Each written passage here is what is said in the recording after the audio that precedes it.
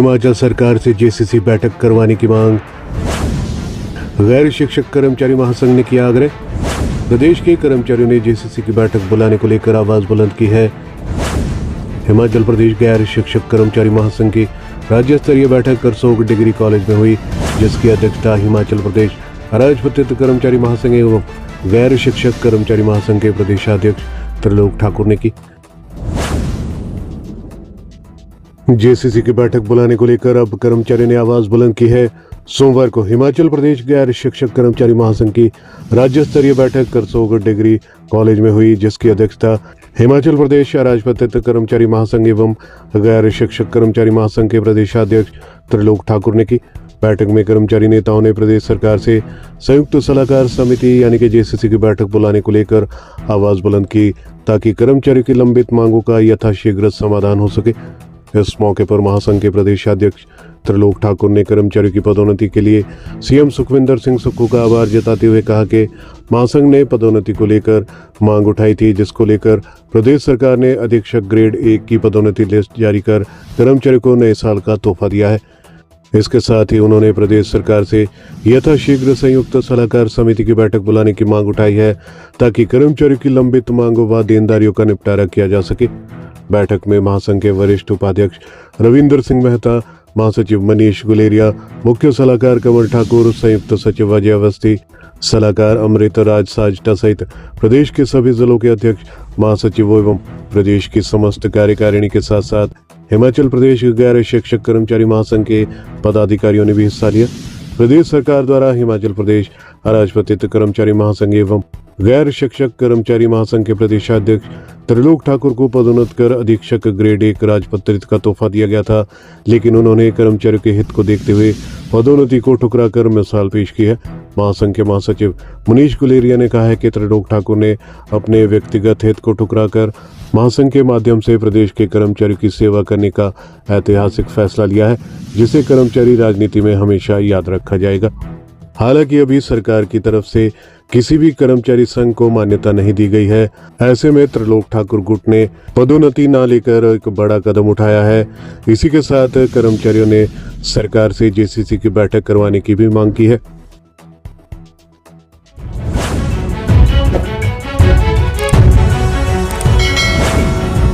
कर्मचारियों के लिए बड़ा फैसला, नियुक्ति पत्र की तारीख निर्णायक, ज्वाइनिंग की तारीख नहीं। हिमाचल हाई कोर्ट ने दिया है ये बड़ा फैसला। हिमाचल प्रदेश हाई कोर्ट ने स्पष्ट किया है कि वेतन निर्धारण से जुड़े लाभ तय करने के लिए नियुक्ति पत्र की तारीख निर्णायक होगी, न कि कर्मचारी की सेवा ज्वाइन करने की तारीख। हाई कोर्ट ने कहा कि यदि नियुक्ति पत्र नियमों में संशोधन से पहले जारी हो चुका है तो बाद में ज्वाइन करने के आधार पर कर्मचारी को उसके वैध अधिकारों से वंचित नहीं किया जा सकता। ये अहम फैसला जस्टिस संदीप शर्मा ने पूर्व सैनिक संजीव कुमार की याचिका पर सुनाया।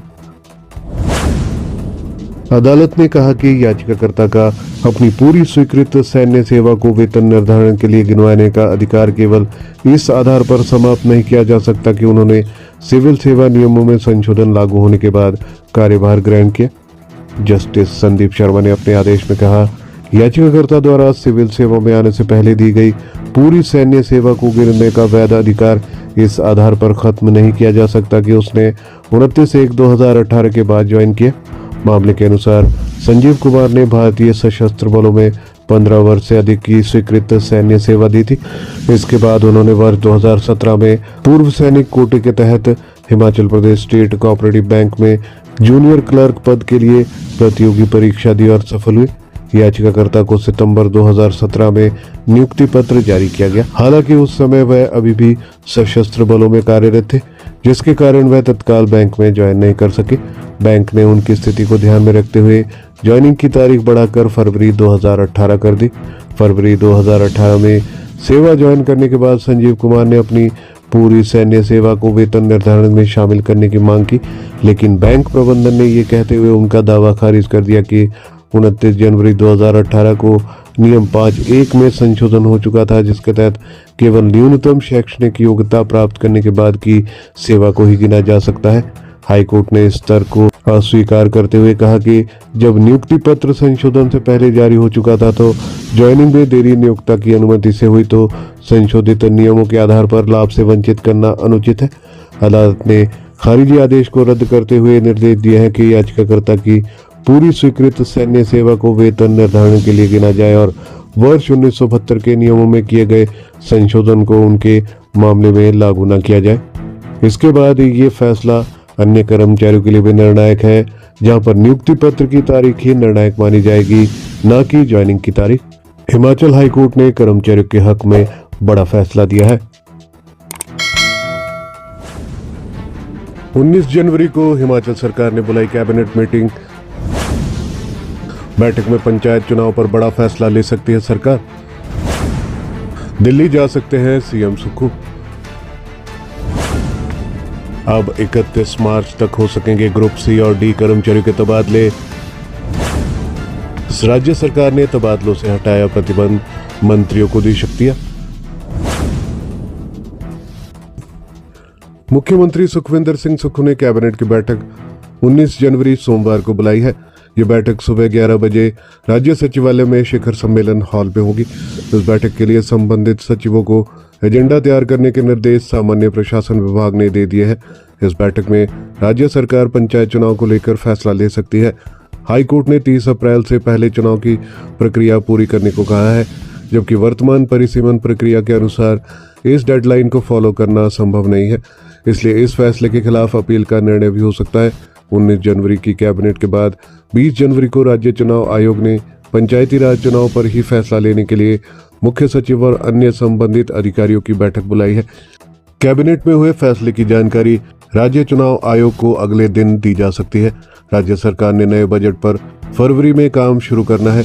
इसके लिए पहले सप्ताह में विधायक प्राथमिकता बैठकें बुलाई गई हैं। केंद्र सरकार का बजट 1 फरवरी को आ जाएगा। रेल बजट भी इसी का हिस्सा होगा। इस बार संसद सत्र में 16वें वित्त आयोग की सिफारिशें भी रखी जानी है।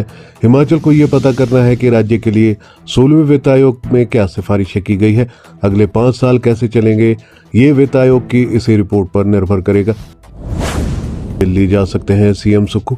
कैबिनेट से पहले सीएम बुधवार को दिल्ली भी जा सकते हैं। उनका केंद्रीय मंत्रियों से मिलने का प्रोग्राम है। सेब बागवानों के साथ मंगलवार को हुई बैठक में भी उन्होंने आयात शुल्क का मामला दिल्ली में वित्त मंत्री और वाणिज्य मंत्री से उठाने का आश्वासन दिया है। हिमाचल सरकार ने ग्रुप सी और ग्रुप डी कर्मचारियों के सामान्य तबादलों पर लगा प्रतिबंध हटा दिया है। मुख्य सचिव की ओर से जारी निर्देशों के अनुसार शिक्षा और तकनीकी शिक्षा विभाग के शिक्षण संवर्ग को छोड़कर अन्य सभी विभागों में ग्रुप सी और डी कर्मचारियों के तबादले अब 31 मार्च 2026 तक किए जा सकेंगे। इस अवधि में संबंधित विभागों के मंत्री अपने अपने विभागों में तबादलों को मंजूरी दे सकेंगे। मंगलवार को कार्मिक विभाग की ओर से जारी निर्देशों के अनुसार सामान्य तौर पर उसी कर्मचारी का तबादला किया जा सकेगा जिसने वर्तमान तैनाती स्थल पर 3 वर्ष का सामान्य कार्यकाल पूरा कर लिया हो। मंत्रियों को केवल ऐसे ही नियमित ग्रुप सी और ग्रुप डी कर्मचारियों के तबादलों को मंजूरी देने का अधिकार होगा। सरकार ने तबादलों पर सख्त सीमा तय करते हुए कहा है कि किसी भी विभाग में तबादले काडर की कुल संख्या के 3% से अधिक नहीं होंगे। इस सीमा का पालन सुनिश्चित करना संबंधित विभागाध्यक्ष, प्रबंध निदेशक, मुख्य कार्यकारी अधिकारी या रजिस्ट्रार की व्यक्तिगत जिम्मेदारी होगी। किसी भी सूरत में तय सीमा का उल्लंघन नहीं किया जा सकेगा। मंगलवार को कार्मिक विभाग की ओर से जारी निर्देशों के अनुसार सामान्य तौर पर उसी कर्मचारी का तबादला किया जा सकेगा जिसने वर्तमान तैनाती स्थल पर 3 वर्ष का सामान्य कार्यकाल पूरा कर लिया हो। मंत्रियों को केवल ऐसे ही नियमित ग्रुप सी और ग्रुप डी कर्मचारियों के तबादलों को मंजूरी देने का अधिकार होगा। किसी भी सूरत में तय सीमा का उल्लंघन नहीं किया जा सकेगा। यदि किसी कर्मचारी का तबादला कम अवधि, कम दूरी या अन्य विशेष परिस्थितियों में करना हो तो ऐसे मामलों में मुख्यमंत्री की स्वीकृति अनिवार्य होगी। ये मंजूरी संबंधित मंत्री के माध्यम से ली जाएगी। सरकार ने कर्मचारी को राहत देते हुए ये भी स्पष्ट किया है कि ग्रुप सी और ग्रुप डी कर्मचारी सीधे अपने संबंधित विभाग में तबादलों के लिए आवेदन कर सकेंगे। आवेदन पर निर्णय पूरी तरह प्रशासनिक जरूरत और तय नियमों के अनुसार ही होगा।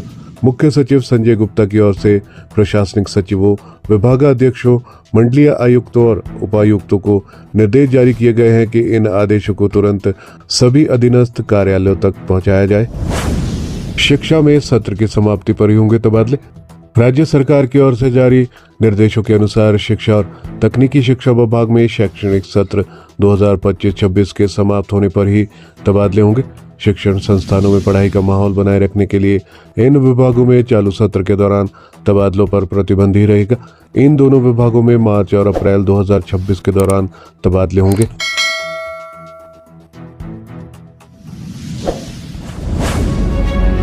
हमारे चैनल पर दी गई सभी जानकारियां विश्वसनीय समाचार पत्रों के माध्यम से एकत्रित कर आपको दी जाती है। हर खबर का लिंक डिस्क्रिप्शन में दिया जाता है। किसी भी खबर की पुष्टि हमारे लिए संभव नहीं है। आप हमारी मेहनत को लाइक, वीडियो को शेयर और चैनल को सब्सक्राइब जरूर करें।